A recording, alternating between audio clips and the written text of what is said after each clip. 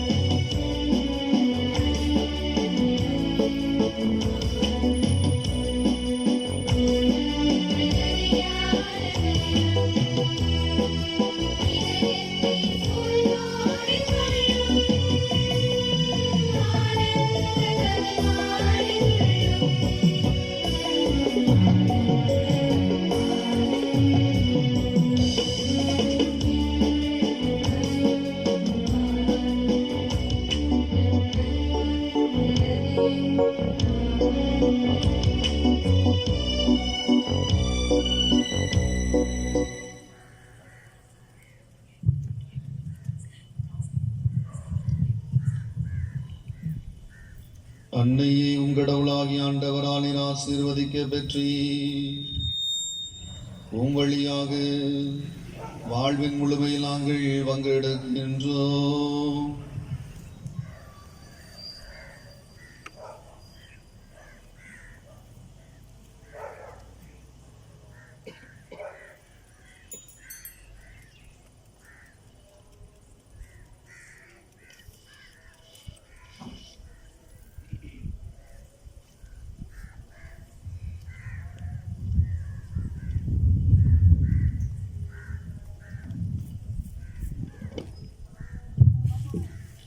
அனைவரும் நற்செய்தி வாசகத்திற்காக எழுத நிற்போம்.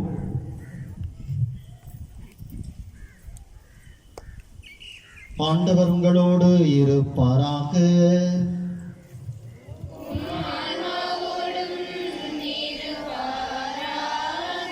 யோவான் எழுதிய தூய நற்செய்தியிலிருந்து வாசகம்.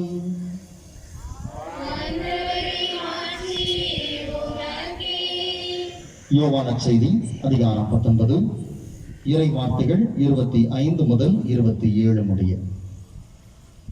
சிலுவை அருகில் இயேசுவின் தாயும் தாயின் சகோதரியும் குளோபாவின் மனைவியுமான மரியாவும் மகதலா மரியாவும் நின்று கொண்டிருந்தனர். இயேசு தம் தாயையும் அருகில் நின்று தம் அன்பு சீடரையும் கண்டு தம் தாயிடம், அம்மா, இவரே உம் மகன் என்றார். பின்னர் தம் சீடரிடம், இவரே உன் தாய் என்றார்.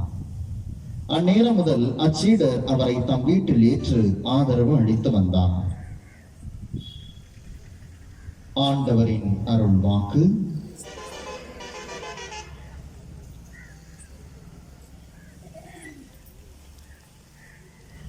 கிறிஸ்து இயேசுவில் மிகவும் அன்புக்குரியவர்களே, இந்த நாளிலே நம்முடைய இணை பாதுகாவலியாக நம் பங்கிலே விளங்கிக் கொண்டிருக்கின்ற புனித பாத்திமா அன்னைக்கு திருவிழா எடுத்துக் கொண்டிருக்கிறோம்.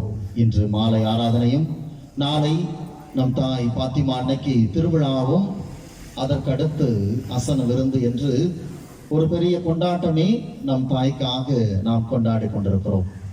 எனவே இந்த வேளையிலே உங்கள் அனைவருக்கும் நம்முடைய பங்கு தந்தை சார்பாகவும் இன்றைய இந்த மாலை ஆராதனையை தலைமையேற்று நடத்தி கொண்டிருக்கின்ற நம்முடைய தூத்துக்குடி மறைமாவட்டம் தென் மண்டல பள்ளிகளின் கண்காணிப்பாளர் தந்தை அருள் தந்தை ஸ்டாலின் அவர்கள் சார்பாகவும், மேலும் இந்த மாலை ஆராதனையிலே நமக்காக ஜெபித்துக் கொண்டிருக்கின்ற தந்தை சார்பாகவும் உங்களுக்கு திருவிழா வாழ்த்துக்களை தெரிவித்துக் கொள்கிறேன்.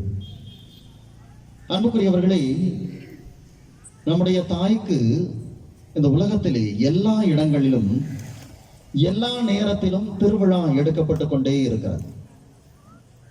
ஆண்டு முழுவதும் திருவிழா கொண்டாடுகின்ற ஒரே புனிதர் அல்லது இறைவனுடைய அடியாள் என்றால் அது நம்முடைய தாய் மரியாளாக மட்டும்தான் இருக்கும். ஜனவரி மாதம் 1 தேதி அன்னை மரியாள் இறைவனின் தாய் என்று தொடங்குகிற அந்த திருவிழா ஆண்டு முழுவதும் ஒவ்வொரு மாதமுமே அவருக்கு திருவிழா எடுக்கிறோம். பிப்ரவரி மாதத்திலே லூர்து மாதா திருவிழா, மார்ச் மாதத்திலே மங்கள வார்த்தை திருவிழா, இப்படி ஒவ்வொரு மாதமும். பாத்திமா மாத திருவிழா எப்போ வருது? இன்னைக்கு நாளைக்குன்னு சொல்லக்கூடாது. பாத்திமா மாத திருவிழா எப்போ வருது?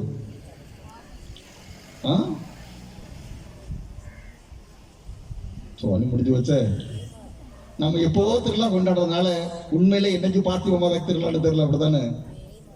மே 13ஆம் தேதி பாத்திமா மாதாவிற்கு நாம் திருவிழா எடுத்துக் கொண்டிருக்கிறோம். எதற்காக மே 13ஆம் தேதி எடுக்கிறோம் அது நாம் தொடர்ந்து பார்க்கலாம். அன்புக்குரியவர்களே, எதற்காக தாய் மரியாளுக்கு இத்தனை திருவிழாக்கள், உலகத்திலே அதிகமான ஆலயங்கள் திருத்தலங்கள் இருக்கிறது என்றால் நாம் தாய் மரியாளுக்கு தான் இருக்கிறது. எதனால் அப்படி? எதற்காக அன்னை மரியாள் பல காட்சிகளை கொடுத்திருக்கிறார்? இந்த பாத்திமா மாதாவும் ஒரு காட்சியாகத்தான் நமக்கு தரப்பட்டிருக்கிறது. இதையெல்லாம் பார்க்கிற பொழுது ஒரு சிறிய நிகழ்வு தான் எனக்கு எப்பொழுதுமே என் கண் முன்னால் வந்து நிற்கும். ஒரு முறை நம்முடைய பகுதியில் தான் ஒரு பங்கிலே புதுநன்மைக்காக அதே போல் உறுதி பூசலுக்காக மாணவர்களை தயாரித்துக் கொண்டிருந்தார்கள். எனவே அந்த உறுதி பூசலுக்கு புதுநன்மைக்கான மாணவர்களுக்கு பாவ சங்கீர்த்தனம் செய்வதற்காக அருட்தந்தையர்கள் ஒரு 5-6 பேரை அழைத்திருந்தார்கள். நானும் ஒரு ஆளாக போயிருந்தேன். அப்போ நிறைய பேர், குறிப்பாக இளைஞர்கள், இளம்பெண்கள், அவர்கள் எல்லாருமே உறுதி பூசலுக்காக தயாரித்துக் கொண்டிருந்தவர்கள். ஒரு சில பெரியவர்கள் ஏற்கனவே திருமணம் முடிந்து இன்னும் உறுதி பூசல் எடுக்காமல் இருந்தவர்கள். இப்படி உறுதி பூசல் கேட்டுக்கிட்டு இருந்தப்ப ஒரு பெண் ஒரு கை குழந்தையோட உறுதி பூசல் வாங்குறதுக்காக அந்த பாவ சங்கீர்த்தனத்துக்கு வந்தாங்க. அந்த பெண்ணை பார்க்கும் போதே தெரிஞ்சது கண்டிப்பா சென்னை போன்ற ஒரு பெரிய சிட்டில இருந்து வந்திருக்காங்க. ஏன்னா அவர்களுடைய உடை, பாவனை எல்லாமே இவர்கள் இந்த கிராமத்தை சார்ந்தவர்கள் அல்ல. இந்த கிராமம் பூர்வீகமாக இருந்தால் கூட வாழ்வது ஏதோ ஒரு நகரத்தில் என்பதை காட்டக்கூடியதாக இருந்தது. அந்த பெண்ணும் தன் கை குழந்தையோட வந்தவர் பாவ சங்கீர்த்தனத்துக்கு என்கிட்ட வந்தார்.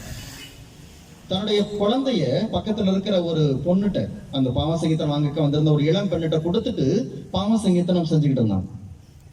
ரொம்ப அற்புதமாக, ரொம்ப மனமுருகி பாவ சங்கீர்த்தனம் செஞ்சுக்கிட்டு இருந்தாங்க.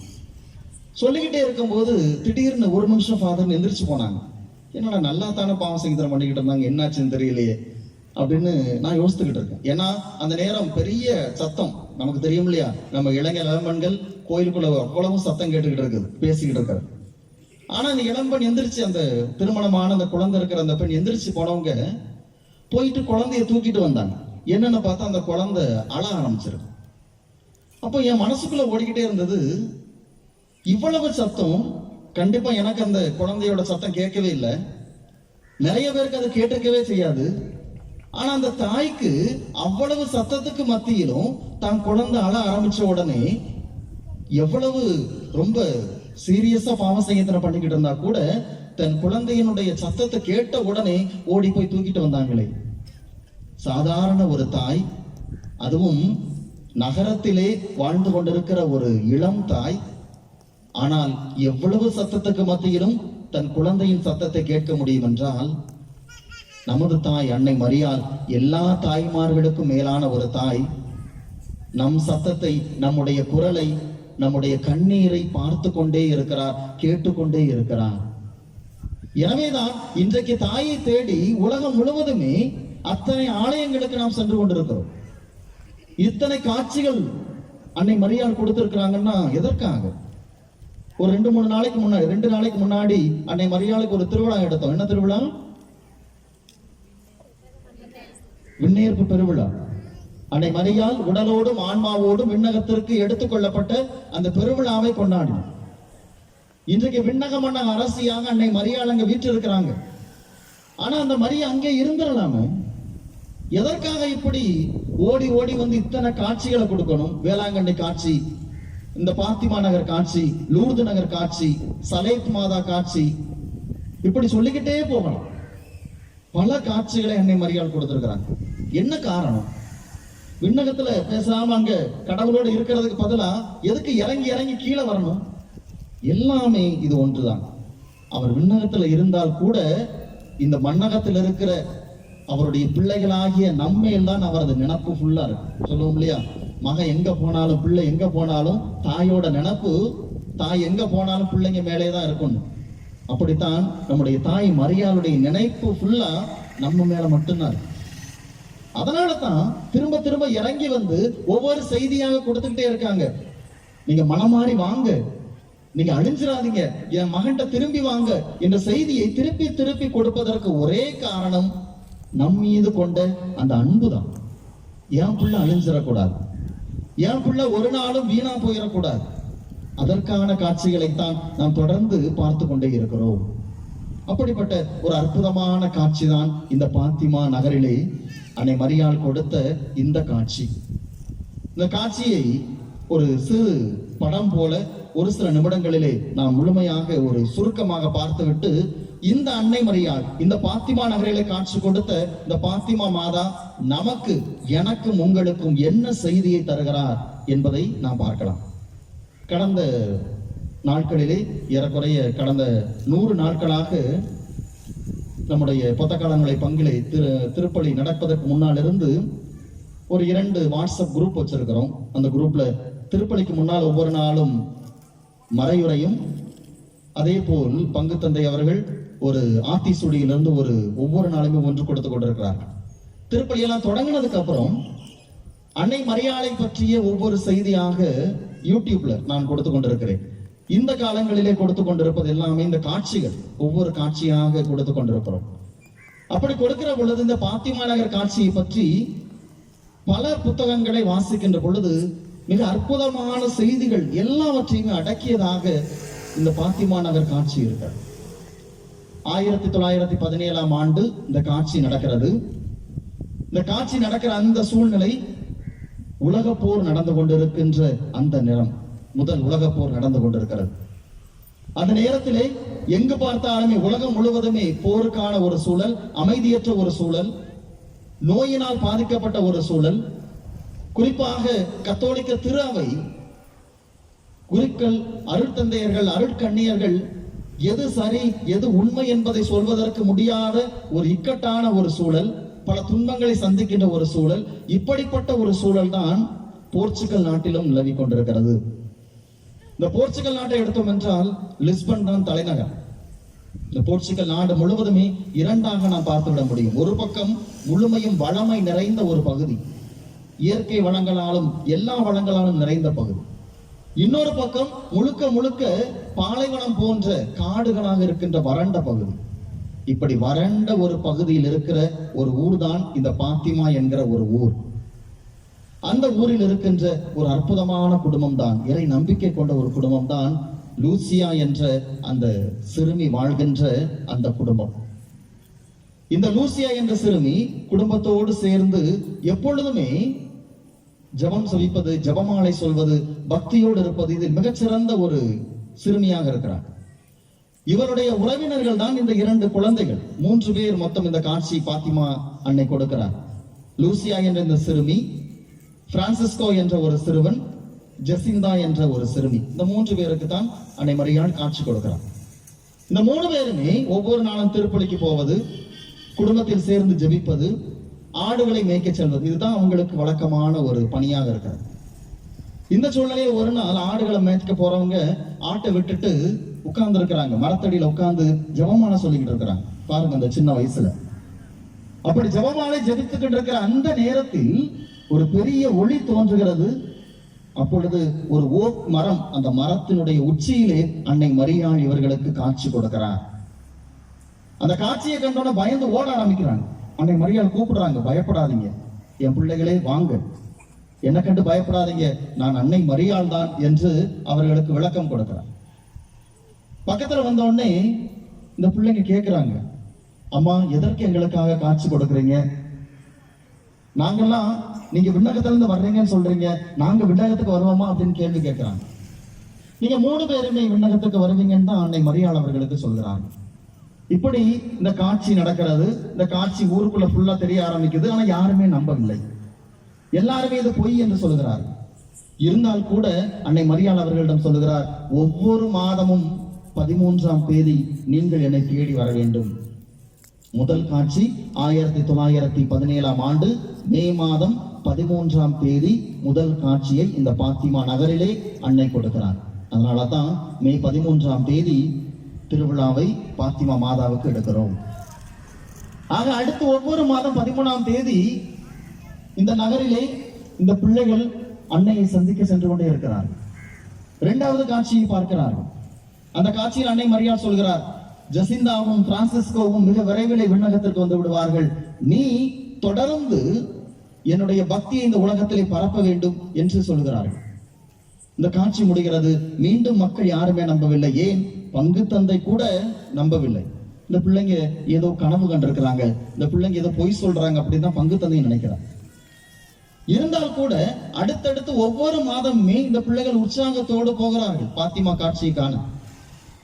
அடுத்து அங்க இருக்கிற மாவட்ட நிர்வாகி ஆலிவர் என்கிற ஒரு மனிதர் இந்த பிள்ளைகளை பிடிச்சி கடத்திட்டு போய் வச்சு, நீங்க இப்படி சொல்லக்கூடாது, நாங்க சொன்னதெல்லாம் பொய்ன்னு சொல்லணும், இல்லைன்னா உங்களை விடமாட்டேன்னு மிரட்டார். இருந்தாலும் கூட அந்த பிள்ளைகள் பொய் சொல்லவில்லை. அடுத்து அந்த பிள்ளைங்களை சிறையில் அடைக்கிறார். சிறையில் அடைக்கிறப்ப இந்த குழந்தை ஜெசிந்தா இருக்கிறதுல 6-7 வயசு, அங்க தான் கழுத்துல போட்டிருக்கிற ஒரு டாலர், மாதா டாலர், அதை எடுத்து கொடுத்து போட்டு சிறைச்சாலையில இந்த 3 பேரும் முழங்கால் போட்டு ஜபமாலை சொல்ல ஆரம்பிக்கிறார்கள். அங்க இருக்கிற எல்லா கைதிகளும் இவர்களோடு சேர்ந்து கொள்கிறார்கள். மாசம் 13ஆம் தேதி அன்னை மரியாளை சந்திக்க செல்லணும். இது அந்த மாவட்ட நிர்வாகிக்கு தெரியும். அதனால இந்த மாசம் இவங்களை சந்திக்க விடக்கூடாதுன்னு 14ஆம் தேதி வரைக்கும் சிறையில வச்சிடறாரு. அதுக்கப்புறம் வர்றவங்க மாதா நம்மளை புரிஞ்சுக்குவாங்க, நம்மளால வர முடியலன்ட்டு திரும்ப போறப்ப ஆகஸ்ட் மாதம் 19ஆம் தேதி அவர்களை மாதா சந்திக்கிறார். இப்படி ஒவ்வொரு மாதமுமே அன்னை மரியாளுடைய காட்சி தொடர்கிறது. கடைசியாக அக்டோபர் மாதம் 13ஆம் தேதி கடைசி காட்சி. அந்த காட்சியில இவங்க கேட்கிறாங்க, அம்மா யாருமே எங்களை நம்ப மாட்டேங்கிறாங்க, நாங்க எவ்வளவு சொன்னாலும் நாங்க சொல்றது பொய்ன்னு சொல்றாங்க, அதனால நீங்க இங்க இருக்கிற நடக்க முடியாத ஜோவோ அப்படிங்கிற ஒரு பையனை நடக்க வைங்கன்னு கேட்கிறாங்க. மாதா சொல்றாங்க, நான் அவனை நடக்க வைக்க மாட்டேன், உடனே அதிசயம் செய்ய மாட்டேன், ஆனால் மக்கள் நம்புமாறு பல காரியங்களை செய்வேன் அப்படின்னு சொல்லிட்டு உங்களுக்கு ஒரு முக்கியமான செய்தியை கொடுப்பதற்கு தான் 6 முறை உங்களை வரவழைத்தேன், இதுதான் செய்தின்னு கடைசியா சொல்றாங்க. அவர்களுக்கு பாதாளத்தை திறந்து காட்டுகிறார். நெருப்புல எல்லாருமே நரகத்துல வெந்துகிட்டு இருக்கிறத காட்டுறாங்க. இதை பார்த்தீர்களா? இப்படித்தான் ஒவ்வொருவருமே பாவம் செய்து தங்கள் ஆன்மாவை இழந்து இந்த நெருப்பிலே போய் விழுந்து கொண்டிருக்கிறாங்க. இந்த பாவிகளுக்காக நீங்கள் ஒவ்வொரு நாளும் ஜெபிக்க வேண்டும். நீங்களும் இங்கு வந்துவிடக் கூடாது, வேறு யாருமே இந்த நரகத்திற்கு வராதபடி நீங்கள் ஒவ்வொரு நாளுமே இவர்களுக்காக ஜெபமாலை ஜெபிக்க வேண்டும் என்று அவர்களுக்கு ஒரு செய்தியை கொடுக்கிறார். அது மட்டுமல்லாமல் ஒவ்வொரு ஜெபமாலை முடிந்த பின்னரும் ஒரு சிறிய ஜெபத்தை சொல்லுங்கள் என்று அங்குதான் கற்றுக் கொடுக்கிறார்கள். நாம சொல்றோம் இல்லையா, ஓ என் இயேசுவே எங்கள் பாவங்களை மன்னியும். சேர்ந்து சொல்லுங்கள் அந்த ஜெபத்தை. ஓ என் இயேசுவே எங்கள் பாவங்களை மன்னியும், நரக நெருப்பிலிருந்து காப்பாற்றும், சகல ஆத்மாக்களையும் விசேஷமாய் சத்தம் வரமுடக்குது. இரக்கம் யாருக்கு தேவையோ அவர்களை விண்ணகத்தில் சேர்த்தார். இந்த சின்ன ஜபத்தை அன்னை மரியாள் அங்கு இந்த 3 சிறுவர்களுக்கும் கற்றுக் கொடுக்கிறார். இந்த ஜபத்தை ஒவ்வொரு ஜபமாலை முடியும் போதும் நீங்கள் பாவிகளை நினைத்து அந்த ஆத்மாக்களுக்காக ஜெபிக்க வேண்டும் அப்படின்னு கற்றுக் கொடுக்கிறார். கற்றுக் கொடுத்துட்டு, எனக்காக இங்கு பாத்திமா நகரிலே ஒரு ஆலயம் எழுப்ப சொல்லுங்கள். இந்த ஆலயத்திற்கு தங்கள் பாவங்களுக்காக மனம் வருந்தி வருகின்ற ஒவ்வொருவருமே பரிகாரத்தை பெற்றுக் கொள்வார்கள் என்ற ஒரு செய்தியையும் அங்கு கொடுக்கிறார். இப்படி இந்த 6 காட்சிகள் நிறைவு பெறுகிறது. இந்த 6 காட்சிகள் நிறைவு பெற்றதற்கு பின்னால் அன்னை மரியாள் முதல் காட்சியிலே சொன்னது போல ஜெசிந்தாவும் பிரான்சிஸ்கோவும் மிக விரைவிலே விண்ணகம் போவதற்குரிய ஒரு சூழல் உருவாகிறது. போர்கள் முடிகிறது, உலகப் போர் முடிகிறது, உலகம் முழுவதும் ஒரு தொற்று நோய் பரவுகிறது. அந்த தொற்று நோய்க்கு இந்த 2 பேருமே ஆட்பட்டு இளம் வயதிலேயே விண்ணகத்திற்கு செல்கிறார்கள், மகிழ்ச்சியோடு செல்கிறார்கள். நாங்கள் விண்ணகத்திற்கு போகிறோம், எனவே இறப்பதை பற்றி நாங்கள் கவலைப்படவில்லை என்று இந்த 2 சிறுவர்களும் விண்ணகம் செல்கிறார்கள். அதற்கு பின்னால் லூசியா மட்டும் அருட்சகோதரியாக மாறி இந்த பக்தியை தொடர்ந்து பரப்பி கொண்டிருக்கிறார். கடைசியாக 1946ஆம் ஆண்டு மே 13ஆம் தேதி திருத்தந்தை அவர்கள் இந்த பாத்திமா நகரில் எங்கு அன்னை காட்சி கொடுத்தாரோ அந்த இடத்திலே ஒரு ஆலயத்தை நிறுவி பாத்திமா அன்னையினுடைய அவரது தலையில் மணிமுடியை சூட்டி இதை திருவிழாவாக அறிவிக்கிறார். எனவே முதல் காட்சி கொடுத்தது மே 13. கடைசியாக திருத்தந்தை இந்த ஆலயத்தை நிறுவி அங்கு அன்னை மரியாளுக்கு மகுடம் சூட்டியதும் அதே மே 13ஆம் தேதி. எனவே அதிலிருந்துதான் பாத்திமா அன்னையினுடைய திருவிழா மே 13ஆம் தேதி கொண்டாடப்பட்டு வருகிறது. நாம் திருவிழாக்களை நமது வசதிக்காக எப்போது வேண்டுமானாலும் கொண்டாடுகிறோம், அதில் எந்த தவறும் கிடையாது. ஏன்னா திருவிழா கொண்டாடுறது அந்த நாள்ல கொண்டாடுறது மட்டும் முக்கியம் இல்ல, எதற்கு திருவிழா கொண்டாடுகிறோம், அந்த திருவிழாவிலிருந்து நாம் எதை கற்றுக்கொண்டிருக்கிறோம் அதுதான் மிக மிக முக்கியம். ஏன்னா இன்றைக்கு இந்த பாத்திமா அன்னையினுடைய திருவிழாவை கொண்டாடுகிறோம் என்றால் இந்த அன்னை 2 அழைப்புகளை அன்றைக்கு அந்த 3 சிறுவர்களுக்கும் கொடுத்தார். அதே அழைப்புகளை தான் இன்றைக்கு நமக்கும் தந்து கொண்டிருக்கிறார். இந்த 2ஐயும் நான் வாழ்வாக்கினேன் என்றால் உண்மையில் நானும் இந்த பாத்திமா அன்னை எனக்கு சொல்லுகிற அந்த செய்தியை கேட்டு வாழ ஆரம்பிக்கிறேன். என்ன 2 அழைப்புகள்? முதல் அழைப்பு, நரகத்தை திறந்து காட்டி அன்னை சொல்கிறாரே, நீங்கள் யாருமே இந்த நரகத்திற்கு வந்து விடக்கூடாது. ஒவ்வொரு காட்சியிலுமே அன்னை சொல்வது அதுதான். பாவிகள் மனம் திரும்ப வேண்டும், நீங்கள் பாவத்தில் விழக்கூடாது. ஒவ்வொரு முறையும் பாவம் செய்கின்ற பொழுது என் மகன் இயேசுவை மீண்டும் மீண்டும் சிலுவையில் அறைந்து கொண்டிருக்கிறீர்கள். எனவே உங்கள் ஆன்மாவை நீங்கள் இழந்துவிடக் கூடாது என்பதற்காகத்தான் நான் மீண்டும் மீண்டும் பல காட்சிகளின் வழியாக வந்து கொண்டிருக்கிறேன் என்பதை அன்னை சுட்டிக்காட்டிக் கொண்டே இருக்கிறார். இன்றைக்கு நாம் நமது ஆன்மாவை இழந்து விடாமல் இருக்க நம்முடைய வாழ்க்கை தூய வாழ்க்கையாக இருக்க வேண்டும். அப்படிப்பட்ட வாழ்க்கை நாம் வாழ்கிறோமா? யாராவது எடுத்து வாசிங்களேன். எபேசியர் புத்தகம் இவ்வளவு வச்சிருக்கீங்களா? நானே வாசித்தேன். எபேசியர் புத்தகம் 1:4 பவுல் கூறுகிறார், நாம் தூயோராகவும் மாசற்றோராகவும் தம் திருமுன் விளங்கும்படி உலகம் தோன்றுவதற்கு முன்பே கடவுள் நம்மை கிறிஸ்து வழியாக தேர்ந்தெடுத்தார். ஆக நாம் பிறப்பதற்கு முன்னரே நாம் தூயவர்களாக தூய வாழ்க்கை வாழ வேண்டும் என்பதற்காக கடவுள் கிறிஸ்து வழியாக நம்மை தேர்ந்தெடுத்திருக்கிறார். எனவேதான் நாம் பிறந்தவுடன் நமக்கு கொடுக்கப்படுகின்ற திருமுழுக்கின் வழியாக நாம் தூயவர்களாக மாற்றப்படுகிறோம். இப்படி தூயவர்களாக மாற்றப்படுகிற நாம் தூய வாழ்க்கை வாழ வேண்டும். அன்னை மரியாள் தூய வாழ்க்கை வாழ்ந்ததால் தான் இன்றைக்கு விண்ணக மன்னக அரசியாக விற்றிருக்கிறார். ஜென்ம பாவம் இல்லாமல் உற்பவித்த அன்னை தன்னுடைய வாழ்க்கை முழுவதுமே பாவமற்றவராக, பாவத்தை கட்டிக்கொள்ளாதவராக வாழ்ந்தார். எனவேதான் இறைவன் அவரை இத்தகைய பெரிய மகிமைக்கு கொடுத்திருப்பதை பார்க்கிறோம்.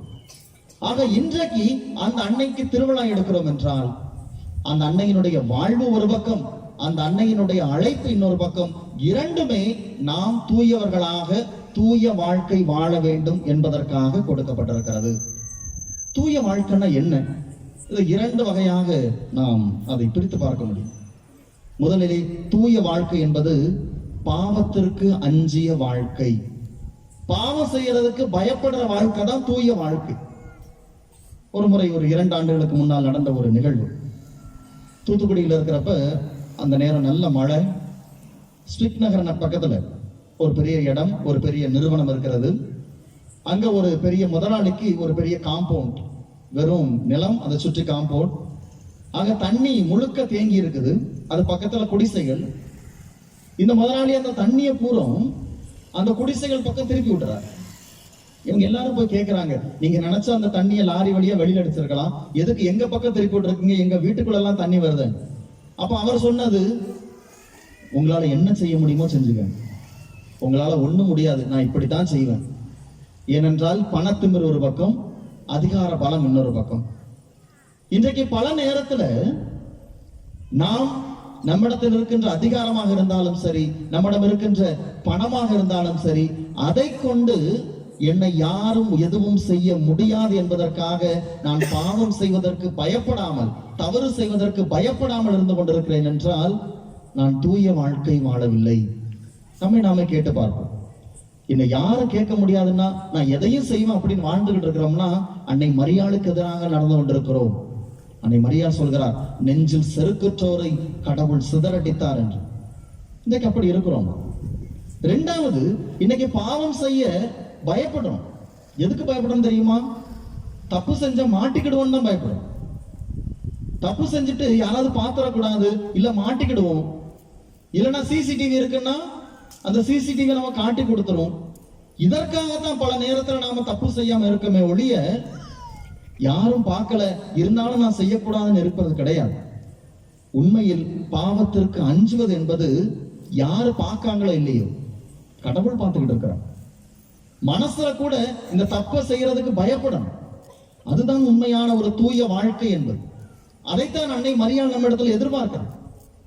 ஆக சூழ்நிலைகளை பொறுத்து, ஆட்களை பொறுத்து யாரும் பார்க்கவில்லை, எனவே நான் எதை செய்தாலும் யாருக்கும் தெரியாது, அப்படி செய்தால் கூட அது ஆண்டவருக்கு எதிராக, அன்னை மரியாளுக்கு எதிரான ஒரு வாழ்க்கை. மனதில் கூட பாவம் செய்வதற்கு யார் பயப்படுகிறார்களோ அவர்கள்தான் அன்னை மரியாள் சொல்கின்ற அந்த தூய வாழ்க்கையை வாழ்ந்து கொண்டிருக்கிறோம். இன்றைக்கு அப்படி வாழ்ந்து கொண்டிருக்கிறோமா? நம்மை நாம கேட்டு பார்ப்போம்.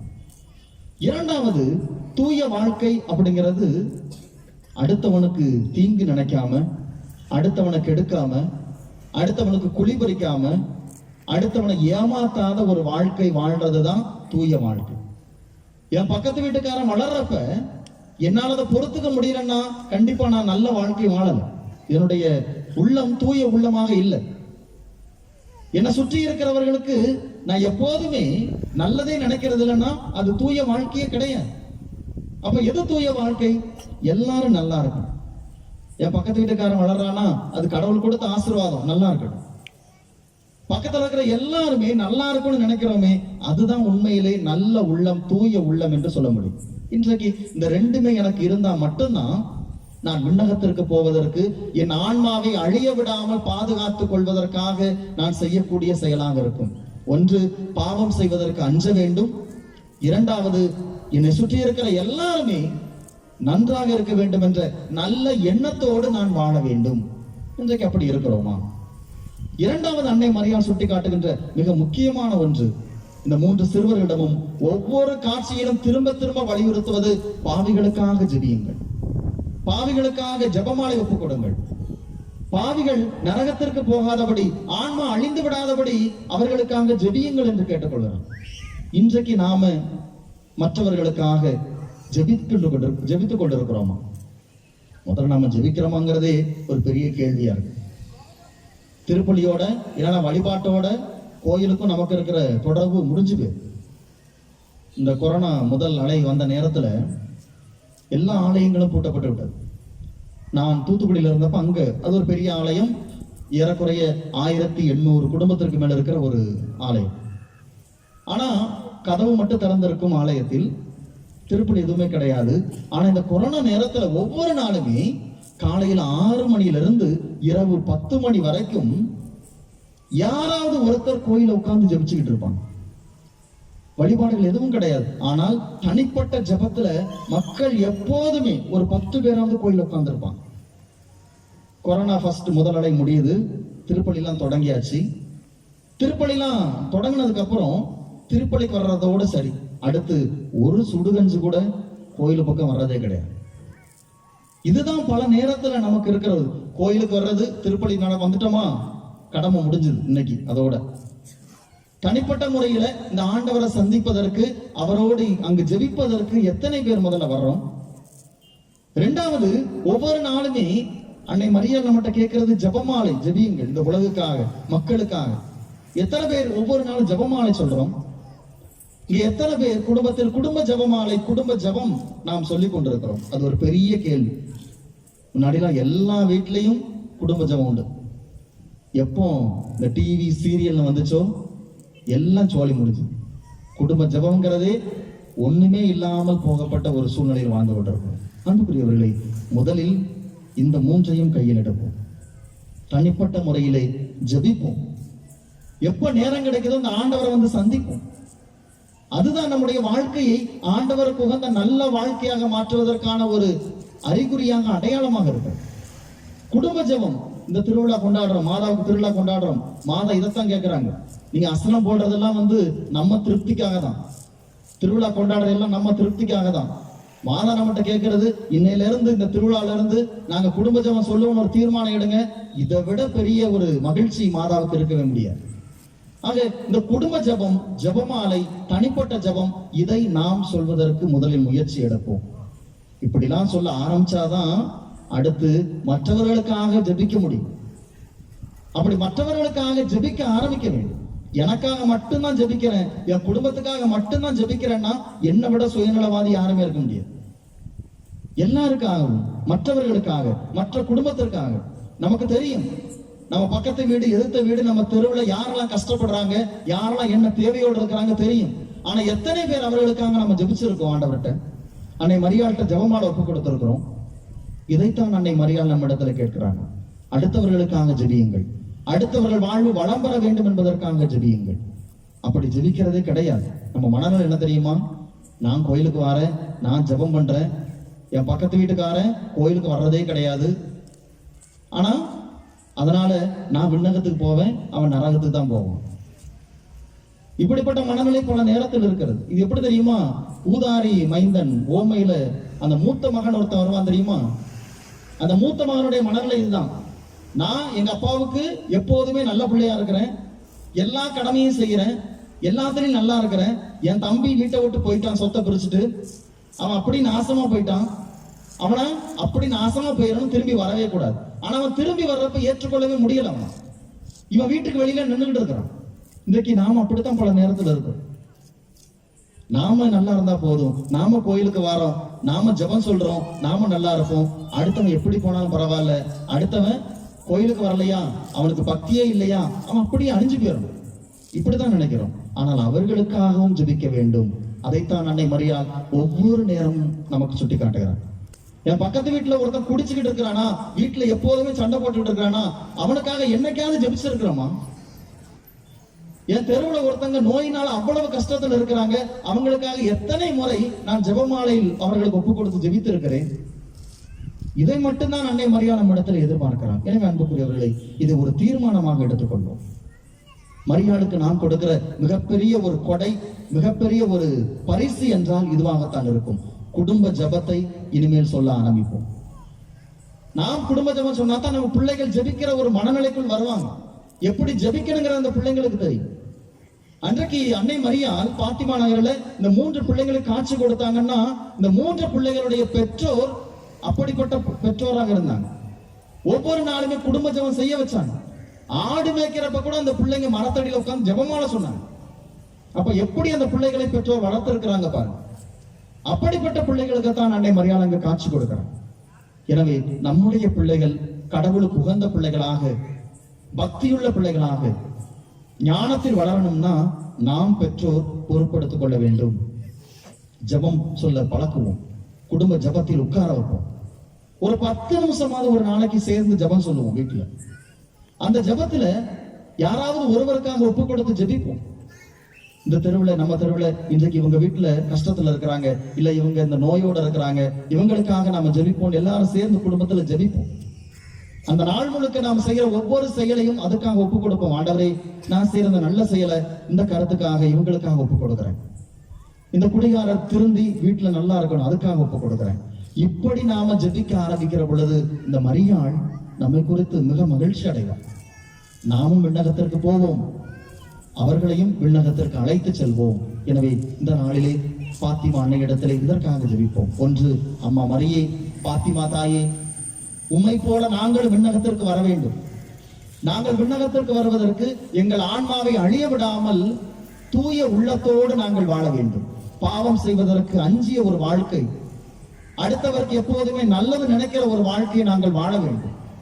அதே போல் அடுத்தவர்களுக்காக ஜெபிக்க வேண்டும். இப்படிப்பட்ட ஒரு வாழ்க்கை எங்களுக்கு தாரும் என்று கேட்போம்.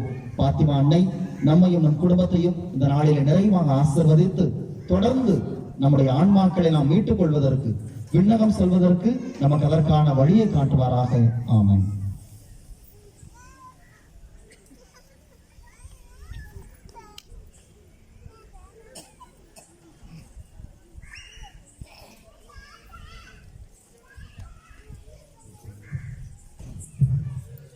அனைவரும் மரியாளின் பாடலுக்காக அனைவரும் எழுந்திருப்போம்.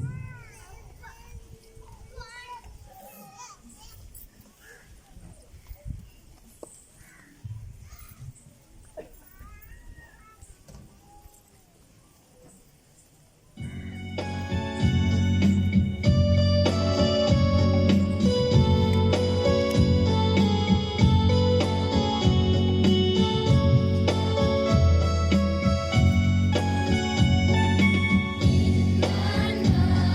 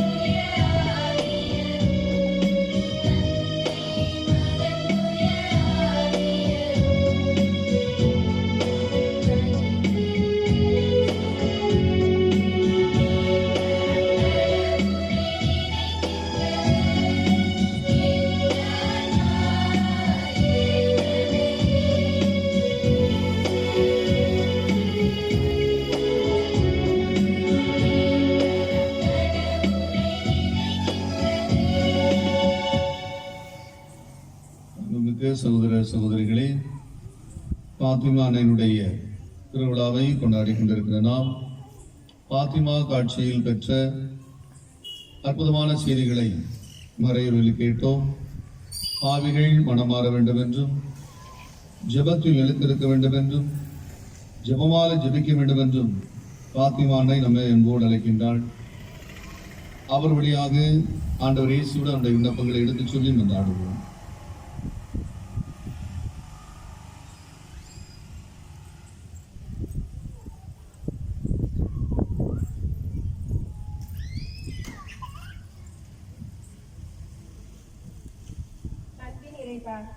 ஆண்டவர் தன் திருப்பொழிவு செய்தவருக்கு அவரை பாதுகாப்பாரன் எனும் திருப்பாடல் வரிகளுக்கு ஏற்ப நீர் திருப்பொழிவு செய்த திருத்தந்தை, ஆயர்கள், குருக்கள், கன்னியர்கள், துறவிரத்தார் அனைவரையும் ஆசீர்வதித்து அருகும் கோட்டையுமாக இருந்து பாதுகாத்திட வேண்டும் என்று இறைவா உங்களை மன்றாடுகிறோம்.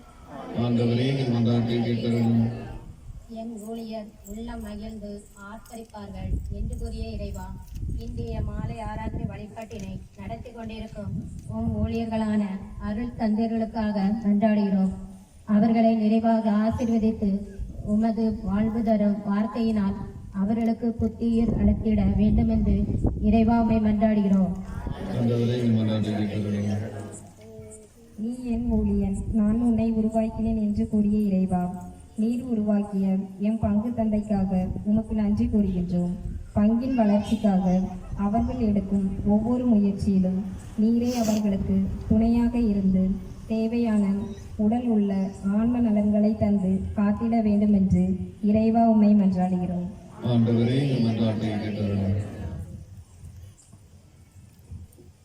மழையும் பனியும் வானத்திலிருந்து வருகின்ற என்று கூறிய இறைவா, மழை இல்லாமல் வறண்டு கிடைக்கும் பூமியை கண்ணோக்கி பார்த்து தக்க காலத்தில் தேவையான மழை பொழிய செய்து நிலவளம் நீர் வளம் செழிக்க செய்திட வேண்டுமென்று இறைவா உம்மை கொண்டாடுகிறோம்.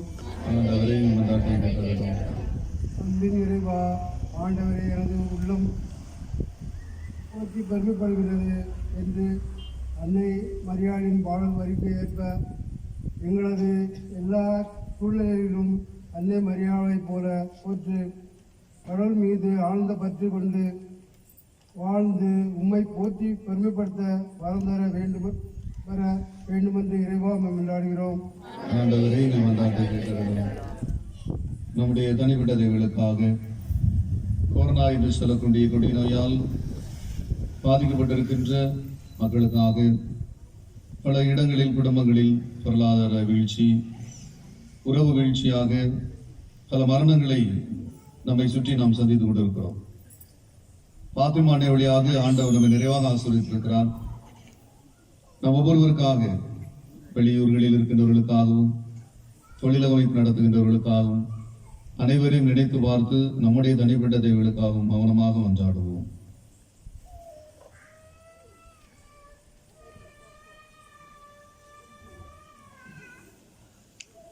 அனைவரும் நிறைந்து ஆண்டவர் இயேசு கற்றுத்தந்த ஜெபத்தை பாடலாக பாடுவோம். விண்ணுலகில் இருக்கிற எங்கள் தந்தையே, உமது பெயர் தூயது என போற்றப்படுக. உமது ஆட்சி வருக. உமது திருவுளம் விண்ணுலகில் நிறைவேறுவது போல மண்ணுலகிலும் நிறைவேறுக. எங்கள் அன்றாட உணவை இன்று எங்களுக்கு தாரும். எங்களுக்கு எதிராக குற்றம் செய்வோரை நாங்கள் மன்னிப்பது போல எங்கள் குற்றங்களை மன்னியும். எங்களை சோதனைக்கு உட்படுத்தாதேயும்.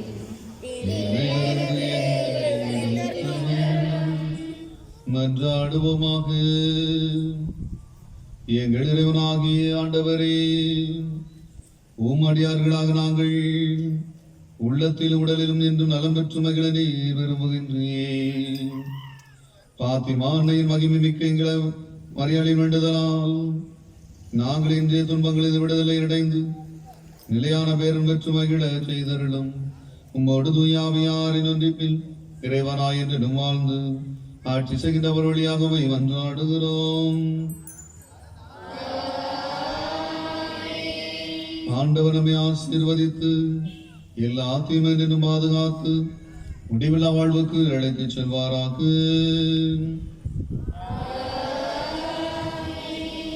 ஆண்டவரை வாழ்த்துவோமாக.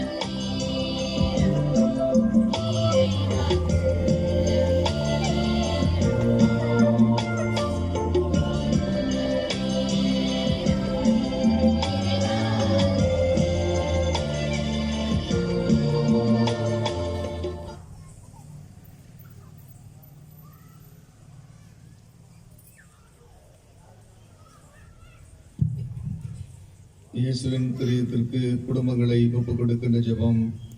இயேசுவின் கிரியதயமே, கிறிஸ்தவ குடும்பங்களுக்கு நேரடி செய்து வரும் சகல உபகாரங்களையும்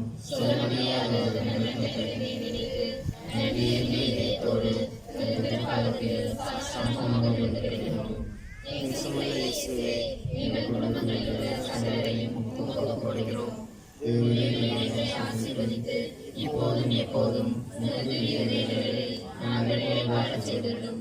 தவறியங்களை எவராவது செய்திருந்தால் அவர் குற்றத்திற்கு நாங்கள் நீதி பரிகாரம் செய்கிறோம். ஏற்றுக்கொண்டு அவருக்கு திருப்பி செய்கிறோம். இதுவும் நன்றி உலகத்தில் இருக்கும் சகல குடும்பங்களுக்காகவும்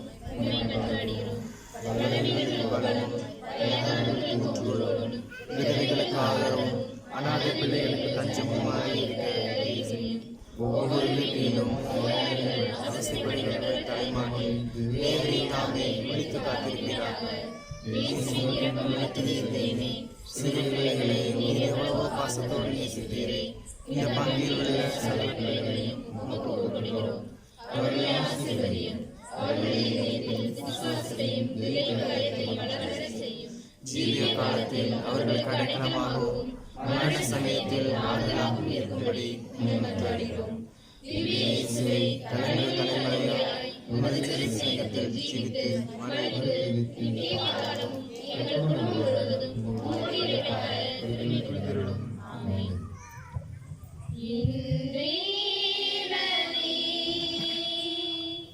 நான் உம்மை விசுவசிக்கிறேன்.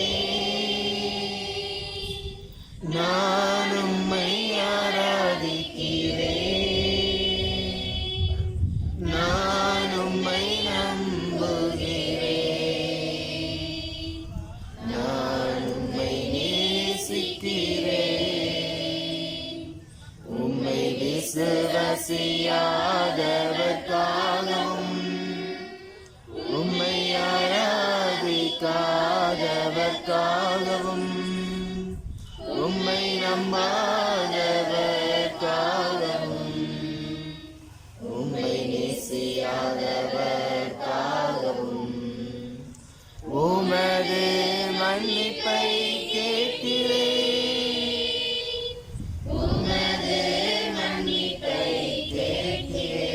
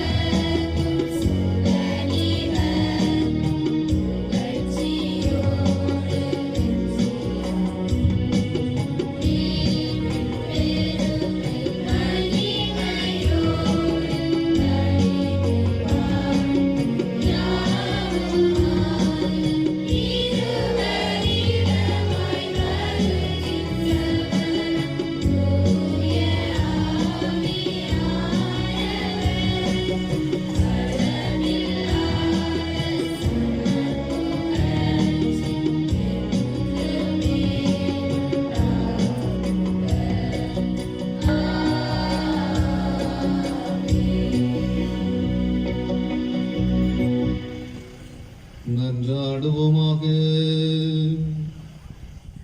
இறைவா, இந்த வியப்புக்குரிய அருள் அடையாளத்திலே உம்முடைய திருப்பாடு நினைவு எங்களுக்கு விட்டு சென்றேன். உமது திருவுடல் திரு ரத்தம் இவற்றின் மறைவுகளை வணங்கும் நாங்கள் பூமி பின்பலனை இடைவிடாமல் அனுபவிக்க அருள் புரியுமாறுமை மன்றாடுகிறோம். என்றென்றும் ஆழ்ந்து ஆட்சி செய்கின்றவர் நீரே.